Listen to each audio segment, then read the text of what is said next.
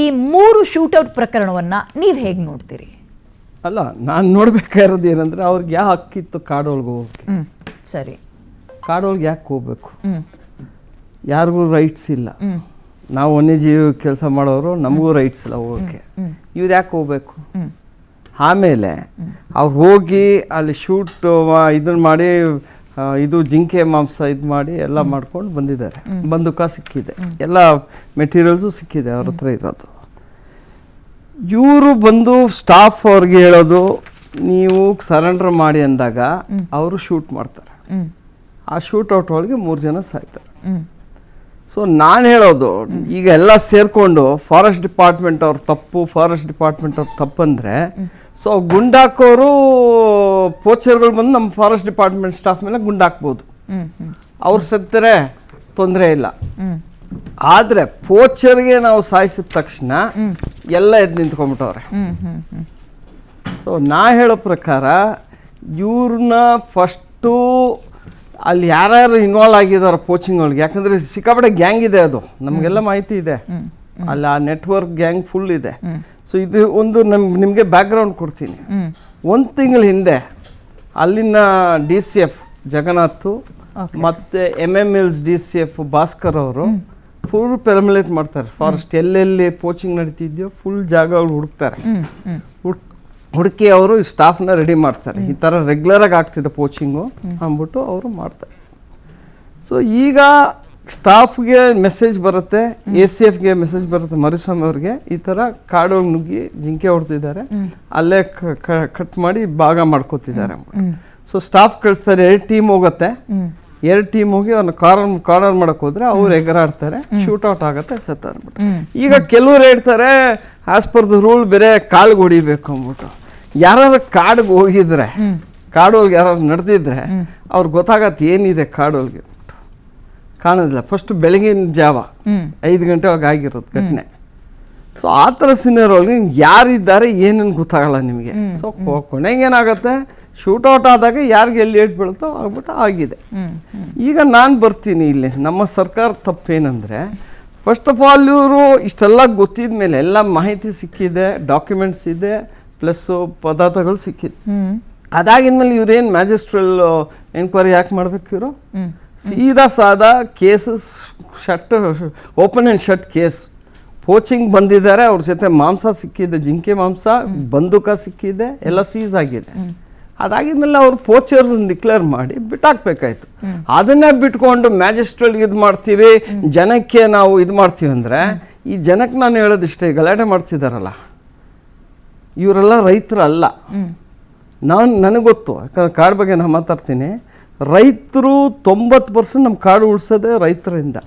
ರೈತರು ಈ ಥರ ಬೇಟೆ ಆಡಲ್ಲ.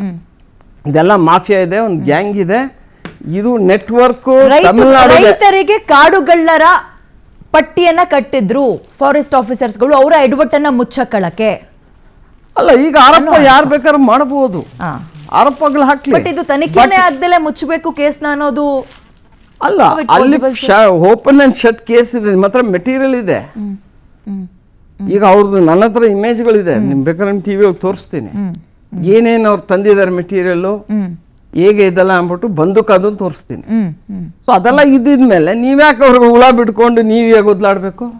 ಆಮೇಲೆ ಒಬ್ಬರು MLA ಬರ್ತಾರೆ, ಮಾತಾಡ್ತಾರೆ, ನಾವು ಪರಿಹಾರ ಕೊಡ್ತೀವಿ ಅಂದ್ಬಿಟ್ಟು. ಸೊ ನಾಳೆ ಟೆರರಿಸ್ಟ್ ವಿಧಾನಸೌಧಕ್ಕೆ ಬರ್ತಾರೆ, ನೀವು ಬಾಕಲ್ ತೆಗೆದ್ಬಿಟ್ಟು ರೆಡ್ ಕಾರ್ಪೆಟ್ ಹಾಕ್ಬಿಟ್ಟು ಬಾರಪ್ಪ ಅಂತ ಬಿಟ್ಕೋಬೇಕು. ಸೊ ಇದು ಸರಿ ಇಲ್ಲ. ಯಾಕಂದ್ರೆ ಯಾವುದೇ ಪಕ್ಷ ಇರಲಿ ಅವ್ರಿಗೆ ಅರ್ಥ ಮಾಡ್ಕೋಬೇಕು, ಇದು ವನ್ಯಜೀವಿ ಜಾಗ, ಯಾರಿಗೂ ಹಕ್ಕಿರ್ಲಿಲ್ಲ ಹೋಗಕ್ಕೆ. ಯಾ MLAಗೂ ಹೋಗಕ್ಕಿಲ್ಲ, ಪರ್ಮಿಷನ್ ತಗೊಂಡೇ ಹೋಗ್ಬೇಕು. ಓಕೆ, ಬರ್ತೀನಿ ನಾನು ನಿಮ್ಮ ಹತ್ರ. ಬಾಲಕೃಷ್ಣ ಅವರೇ, ಅರಣ್ಯಾಧಿಕಾರಿಗಳು ಅಥವಾ ಫಾರೆಸ್ಟ್ ಆಫೀಸರ್ಸ್ಗಳು ತಮ್ಮ ಎಡವಟ್ಟನ್ನ ಮುಚ್ಚಾಕಳಕ್ಕೆ ಈ ಬಡಪಾಯಿಗಳ ಮೇಲೆ, ಅಮಾಯಕರ ಮೇಲೆ ಆರೋಪಗಳನ್ನು ಹಾಕ್ತಾ ಇದ್ದಾರೆ ಅನ್ನೋ ಆರೋಪ. ನೀವು ಹೇಗೆ ನೋಡ್ತೀರಿ ಕಾಂಗ್ರೆಸ್ನವ್ರು ಇದನ್ನ? ನಿಮ್ಮ ಫಸ್ಟ್ ರಿಯಾಕ್ಷನ್? ನೋಡಿ, ನಮ್ಮ ಸರ್ಕಾರ ಈಗಾಗಲೇ ಈ ಪ್ರಕರಣದ ಬಗ್ಗೆ ಮ್ಯಾಜಿಸ್ಟ್ರೇಟ್ ತನಿಖೆಗೆ ಆದೇಶ ನೀಡಿದೆ. ಈಗೇನು ತಾವು ಹೇಳಿದ ರೀತಿಯಲ್ಲಿ ಬಡಪಾಯಿಗಳನ್ನು ಇದು ಮಾಡಲಿಕ್ಕೆ ನಾ ಹೇಳಿದ್ದು ಅಂದರೆ ಆರೋಪ ಏನಿದೆ ಅದನ್ನು ನಿಮ್ಮ ಗಮನಕ್ಕೆ ಆರೋಪ ಇದೆ ಅಂತ ಹೇಳಿದ್ರಿ. ನೋಡಿ, ನಮ್ಮ ಸರ್ಕಾರ ಖಂಡಿತವಾಗೂ ಕೂಡ ರೂಲ್ ಆಫ್ ಲಾಗೆ ನಾವು ಗೌರವ ಕೊಡ್ತಾ ಇದ್ದೇವೆ. ಸೊ ಈ ಕಾಡಿನ ವಿಷಯಕ್ಕೆ ಸಂಬಂಧಪಟ್ಟಂತೆ ತಜ್ಞರು ಹಲವು ವಿಚಾರಗಳನ್ನು ಚರ್ಚೆ ಮಾಡಿದ್ರು. ಇವತ್ತು ಕಾಡು ಅಂತಕ್ಕಂಥದ್ದು ನಮ್ಮ ಒಂದು ಸಮಾಜಕ್ಕೆ ಬಹಳ ಮುಖ್ಯವಾದಂಥ ಇದು. ವನ್ಯಜೀವಿಗಳು ಕೂಡ ಇವತ್ತು ಸಂಖ್ಯೆ ಬಹಳ ಕ್ಷೀಣಿಸ್ತಾ ಇದೆ. ಸೊ ಈ ಒಂದು ಹಿನ್ನೆಲೆಯಲ್ಲಿ ಇವತ್ತು ವನ್ಯಜೀವಿಗಳ ಸಂರಕ್ಷಣೆನೂ ಕೂಡ ನಮಗೆ ಆಗಬೇಕು. ಮುಂದಿನ ಪರಂಪರೆ ನೋಡಬೇಕು ಅಂತ ಹೇಳಿದ್ರೆ ವನ್ಯಜೀವಿಗಳ ಸಂರಕ್ಷಣೆ ಆಗಬೇಕು. ಈ ಒಂದು ಹಿನ್ನೆಲೆಯಲ್ಲಿ ವೈಲ್ಡ್ ಲೈಫ್ ಪ್ರೊಟೆಕ್ಷನ್ ಆಕ್ಟ್ ಅನ್ನು ಕೂಡ ಜಾರಿಗೆ ತಂದಿದ್ದಾರೆ. ಸೊ ಅರಣ್ಯಗಳಲ್ಲಿ 2 ಥರ ಅರಣ್ಯ ಇರ್ತದೆ. ಒಂದು ಸಾಮಾನ್ಯ ಅರಣ್ಯ ಇರ್ತದೆ, ಇನ್ನೊಂದು ವೈಲ್ಡ್ ಲೈಫ್. ಅಲ್ಲಿ ಯಾರೇ ಬೇರೆಯವರು ಯಾರೂ ಕೂಡ ಅನುಮತಿ ಇಲ್ಲದೆ ಎಲ್ಲೂ ಪ್ರವೇಶ ಮಾಡ್ತಕ್ಕಂತಹ ಇದು ಇರಲ್ಲ. ಇವತ್ತು ರೈತರು ಇನ್ನೊಬ್ರು ಅಂತ ಹೇಳಿ ಅಲ್ಲಿಗೆ ಅರಣ್ಯಕ್ಕೆ ಹೋಗ್ಲಿಕ್ಕೆ ಬರಲ್ಲ. ಸೊ ಏನೇ ಆಗಲಿ ಅಲ್ಲಿನ ಅರಣ್ಯ ಸಿಬ್ಬಂದಿ ಏನಿದ್ದಾರೆ, ಸೊ ಆ ಒಂದು ವೈಲ್ಡ್ ಲೈಫನ್ನು ಅದನ್ನು ರಕ್ಷಣೆ ಮಾಡ್ತಕ್ಕಂಥದ್ದು ಅವ್ರ ಕರ್ತವ್ಯ.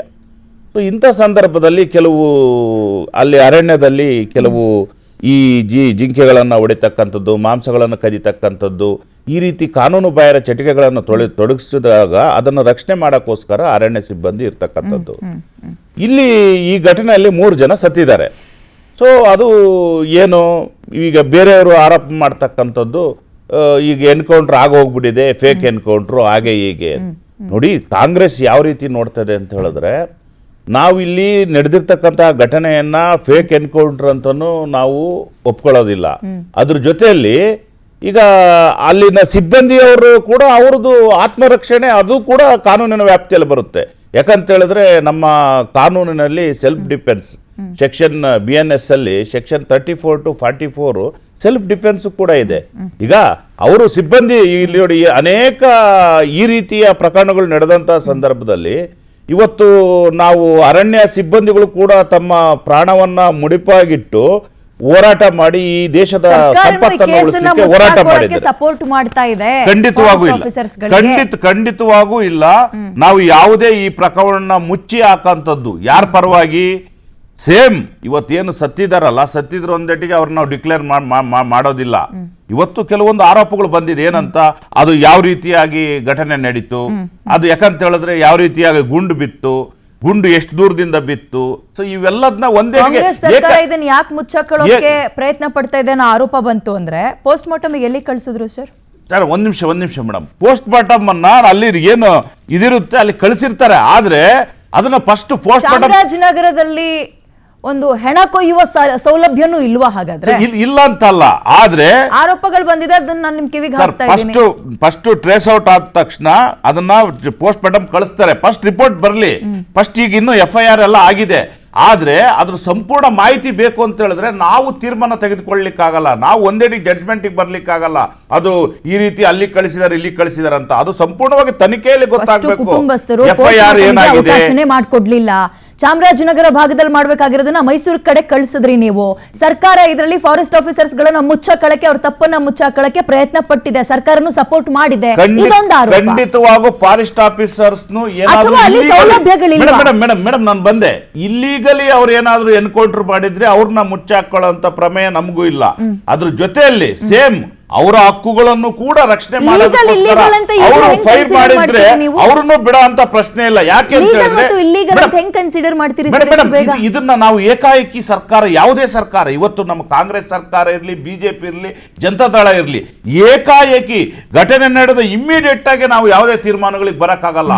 ಕಾನೂನು ಇದೆ. ಆ ಕಾನೂನಿನ ಪ್ರಕಾರ ಇನ್ವೆಸ್ಟಿಗೇಷನ್ ನಡಿಬೇಕು. ಆ ಇನ್ವೆಸ್ಟಿಗೇಷನ್ ನಲ್ಲಿ ಎಲ್ಲ ಮಾಹಿತಿಯನ್ನು ಕಲೆ ಹಾಕಲಾಗ್ತದೆ. ಅದು ಯಾವ ಗುಂಡು ಹೊಡೆದ್ರು, ಎಷ್ಟು ಗುಂಡು ಇತ್ತು, ಅವರಲ್ಲಿ ಎಷ್ಟು ದೂರದಿಂದ ಹೊಡೆದಿದ್ದಾರೆ, ಅವರು ಅಲ್ಲಿ ಕಾಡಿನಲ್ಲಿ ಯಾಕೆ ಹೋಗಿದ್ರು, ಅವ್ರು ಇವ್ರ ಮೇಲೆ ಯಾವ ರೀತಿ ಅಟ್ಯಾಕ್ ಮಾಡಿದ್ರು, ಅಟ್ಯಾಕ್ ಮಾಡದಂತ ಸಂದರ್ಭದಲ್ಲಿ ಇವರು ತಮ್ಮ ರಕ್ಷಣೆಗೋಸ್ಕರ ಯಾವ ರೀತಿ ಗುಂಡು ಹೊಡೆದ್ರು, ಇದನ್ನೆಲ್ಲ ಏಕಾಏಕಿ ಬರೋದಿಲ್ಲ. ಇದು ಇನ್ವೆಸ್ಟಿಗೇಷನ್ ನಲ್ಲೇ ಬರಬೇಕು. ಆ ಒಂದು ದೃಷ್ಟಿನಲ್ಲೇ ಕಾನೂನು. ಆ ರಿಪೋರ್ಟ್ ನೋಡಿ ನಾವು ಆಮೇಲೆ ತೀರ್ಮಾನ ಮಾಡೋಣ. ಯಾಕೆ ಮೈಸೂರು ಭಾಗಕ್ಕೆ ಹೋಯ್ತು? ಏನಿತ್ತು ಕಾಂಗ್ರೆಸ್ನ ತಂತ್ರ ಅಥವಾ ಸರ್ಕಾರ ಯಾವ್ದನ್ನ ಮುಚ್ಚಾಕೊಳ್ಳೋಕೆ ಹೋಯ್ತು? ಇದೊಂದು ಆರೋಪ ಇದೆ, ಅದಕ್ಕೆ ನೀವು ಉತ್ತರ ಕೊಡ್ಲೇಬೇಕು. ಬಟ್ ನೀವು ಇನ್ನೂ ಕೂಡ ಅದನ್ನು ಉತ್ತರ ಕೊಡ್ಲಿಲ್ಲ. ಪ್ರಶ್ನೆನ ಆ ಕಡೆಗೆ ತಳ್ಳಿದ್ರಿ. ಬರ್ತೀನಿ ನಾನು. ಈಗ ಸಾವನ್ನಪ್ಪಿರೋರ ಕುಟುಂಬಸ್ಥರು ಒಬ್ರು ನಮ್ ಜೊತೆಗೆ ಲೈವಿಗೆ ಜಾಯ್ನ್ ಆಗ್ತಾ ಇದ್ದಾರೆ, ಅಜಯ್ ಅಂತ. ಅಜಯ್ ಅವರೇ ನಮಸ್ಕಾರ. ನನ್ನ ಧ್ವನಿ ಕೇಳಿಸ್ತಾ ಇದೆ ಅನ್ಕೊಳ್ತೀನಿ. Good morning ma'am. Good morning.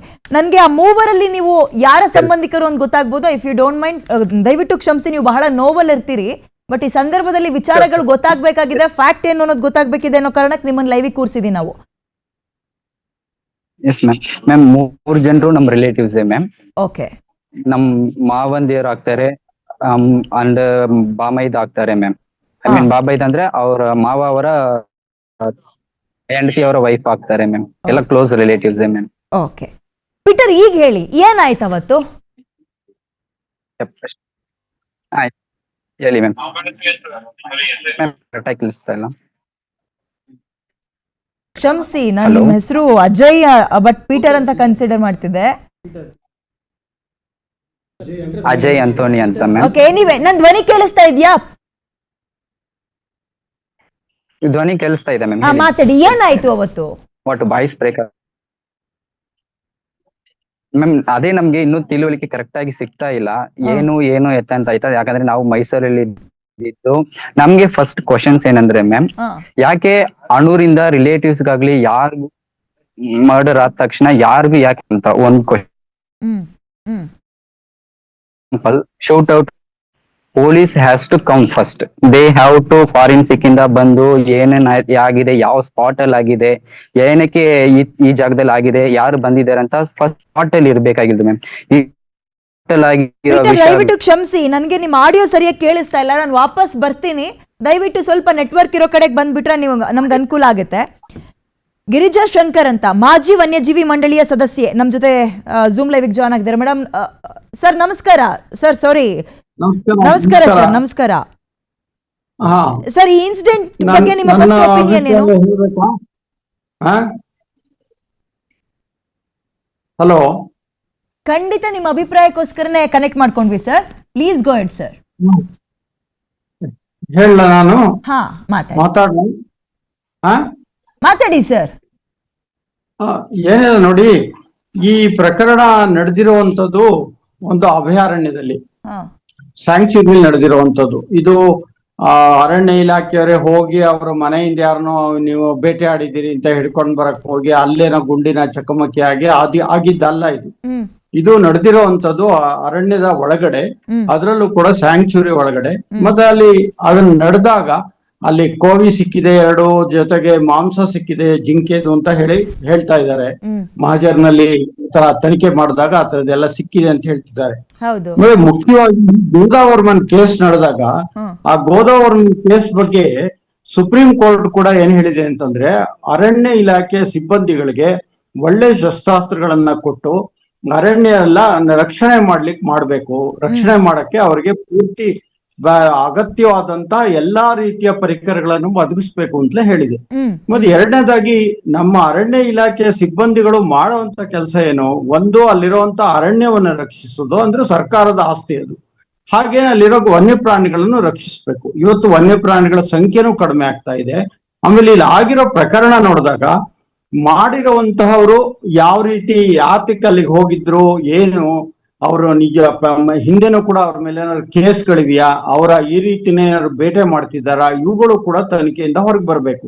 ಕೆಲವರು ಹೇಳೋ ಪ್ರಕಾರ, ಕೆಲವು ವರದಿಗಳ ಪ್ರಕಾರ ಅವ್ರ ಹಿಂದೆನೂ ಬೇಟೆ ಆಡ್ತಿದ್ರು ಅವೆಲ್ಲ ಹೇಳಿದ್ದಾರೆ. ಆದ್ರೆ ನನಗೆ ಸರಿಯಾಗಿ ಅದನ್ನ ನಾನು ಕರಾರುವಕ್ಕಾಗಿ ಹೇಳಕ್ ನನ್ನ ಹತ್ರ ಏನ್ ದಾಖಲೆ ಇಲ್ಲ. ಆದ್ರೆ ಆ ರೀತಿ ಇರುವಾಗ ಈ ರೀತಿ ಎನ್ಕೌಂಟರ್ ಆದಾಗ, ಅಥವಾ ಇದು ಎನ್ಕೌಂಟರ್ ಅಂತ ಹೇಳಕ್ಕಾಗಲ್ಲ, ಇದನ್ನ ಒಂದ್ ರೀತಿ ಅಲ್ಲಿ ಅವರು ಕಾಡ್ ಒಳಗ್ ಬಂದಿದ್ದಾರೆ. ಕಾಡ್ ಒಳಗ್ ಬಂದಾಗ ಗುಂಡಿನ ಚಕಮಕಿ ಆಗಿದೆ, 2 ಕಡೆನೂ ಕೂಡ ಆಗಿದೆ. ಒಂದು ಇಳಿಜಾರು ಪ್ರದೇಶದಲ್ಲಿ ಆಗಿರುವಂತಹ ಒಂದು ಘಟನೆ. ಹಾಗಾದಾಗ ಅರಣ್ಯ ಇಲಾಖೆ ಸಿಬ್ಬಂದಿನೇ ಆರೋಪಿಗಳು ಅಥವಾ ಅಪರಾಧಿಗಳು, ಅವರೇ ಮಾಡಿರೋದು, ಅವರದ್ದೇ ತಪ್ಪು ಅಂತ ಹೇಳಲಿಕ್ಕೆ ಆಗುದಿಲ್ಲ ಇದನ್ನ. ಅವರೇ ಹೇಳಿ, ಯಾಕೆಂದ್ರೆ ಅರಣ್ಯದೊಳಗೆ ಯಾವ ಅರಣ್ಯರು, ಅದರಲ್ಲೂ ಅಭಯಾರಣ್ಯದೊಳಗಡೆ ಅನುಮತಿ ಇಲ್ಲದೆ ಒಳಗೆ ಬಂದಾಗ ಅವ್ರನ್ನ ಹಿಡಿ ಬಂಧಿಸ್ಬೋದು. ಎರಡನೇದು ಅಂದ್ರೆ ಅಕಸ್ಮಾತ್ ಅವ್ರ ಹತ್ರನು ಗುಂಡು ಎಲ್ಲ ಇದ್ದು, ಅವ್ರ ಹತ್ರ ಕೋವಿ ಇದೆ, ಶಸ್ತ್ರಾಸ್ತ್ರ ಇದೆ ಅಂತಂದಾಗ ಈ ರೀತಿಯ ಇದು ಗುಂಡಿನ ಚಕಮಕಿ ಆಗಲ್ಲ ಅಂತ ಹೇಳಕ್ಕಾಗಲ್ಲ. ಹಾಗಾಗಿ ಇದ್ರ ಬಗ್ಗೆ ತನಿಖೆಯಲ್ಲಿ ಇದು ಪೂರ್ತಿ ಹೊರಗೆ ಬರಬೇಕು. ಯಾಕೆಂದ್ರೆ ಅರಣ್ಯ ಇಲಾಖೆ ಸಿಬ್ಬಂದಿಗಳದ್ದೇ ತಪ್ಪು ಅಂದ್ಬಿಟ್ರೆ ನಾಳೆ ಅವರು ಮಾರಲಿ ಒಂದ್ ರೀತಿ ನೈತಿಕವಾಗಿ ಕುಸಿತಾರೆ. ನಾಳೆ ಯಾವ್ದನ್ನು ಈ ರೀತಿ ಆ ಪ್ರಕರಣಗಳಲ್ಲಿ ಯಾರೋ ಬೇಟೆಗಾರರು ಒಳಗ್ ಬಂದಾಗ ಅವ್ರನ್ನ ಹೊಡೆಯಕ್ ಹೋಗೋದೇ ಇಲ್ಲ. ಅದರಿಂದ ಅರಣ್ಯದಲ್ಲಿ ಇರುವಂತಹ ಏನೇ ತಾಪತ್ರೆಗಳಾಗಬೇಕು, ಅರಣ್ಯದಲ್ಲಿ ಅಂತ ಅಕ್ರಮಗಳು ಆಗ್ಬೋದು, ಪ್ರಾಣಿಗಳ ಬೇಟೆನೂ ಆಗ್ಬೋದು, ಎಲ್ಲ ಆಗ್ಬೋದು. ಅದರಿಂದ ನನ್ಗನ್ಸೋದು ಅಂದ್ರೆ, ಒಂದು ನಿನ್ನೆ ಚೀಫ್ ಮಿನಿಸ್ಟರ್ ಬಹಳ ಚೆನ್ನಾಗಿ ಹೇಳಿದ್ರು, ಏನಂದ್ರೆ ಇದು ನಡೆದಿರೋದು ಅರಣ್ಯದೊಳಗೆ ನಡೆದಿರೋದ್ರಿಂದ ನಾವು ಮ್ಯಾಜಿಸ್ಟ್ರೇಟ್ ಎನ್ಕ್ವೈರಿ ಕೊಟ್ಟಿದ್ದೀವಿ, ಅದು ಆಗುತ್ತೆ. ಅವ್ರ ಅರಣ್ಯದೊಳಗೆ ಯಾಕೆ ಅನುಮತಿ ಇಲ್ಲದೆ ಅದರಲ್ಲೂ ಅಭಯಾರಣ್ಯದೊಳಗೆ ಹೋದ್ರು ಅಂತ ಕೇಳಿದಾರೆ ಅವರು. ಅದನ್ನ ನಾನು ಒಪ್ಕೊಳ್ತೀನಿ, ಅದು ಒಳ್ಳೇದು, ಅದು ಅವ್ರು ಹೇಳಿರೋದು ಸರಿ ಇದೆ. ಆದ್ರೆ ಇವತ್ತು ಅದನ್ನ ಪೂರ್ತಿ ತನಿಖೆಯಿಂದ ಎಲ್ಲ ಹೊರಗೆ ಬರ್ಬೇಕೇ ಹೊರತು ಅರಣ್ಯ ಇಲಾಖೆ ಸಿಬ್ಬಂದಿಗಳನ್ನೇ ಕೊಲೆಗಾರರು ಅಂತ ಹೇಳುವಂತದನ್ನು ನನಗೆ ಒಪ್ಪಿಗೆ ಆಗಲ್ಲ.